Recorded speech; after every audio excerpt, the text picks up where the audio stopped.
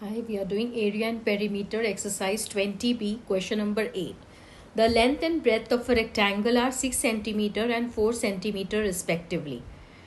Find the height of the triangle whose base is 6 centimeter and the area is 3 times that of the rectangle. Now here we need to find the area of the triangle, right?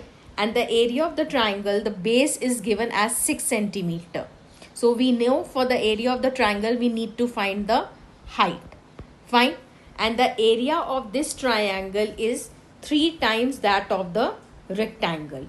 So area of triangle is equal to 3 times the area of rectangle.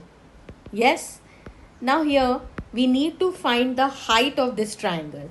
So we know here that area of triangle is half base into height. Base we know, and if we find the area we can find the height. With the help of the area and the base we can find the height.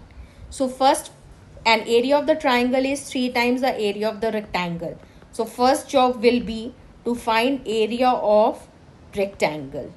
So what will be the area of rectangle? It's length into breadth. The length into breadth is 6 into 4, that is 24. It's in centimeter, so centimeter square.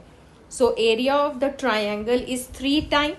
So area of triangle is 3 times the area of the rectangle. So 3 into 24, that is 72 centimeters square. Now we know that area of the triangle over here is half base into height. So area is half base into height. There is a relationship between the area and the height. So we will use that concept to find the height. So area की जगह पे we will write 72. Half base is given, that is 6 into height. Fine, that is 3.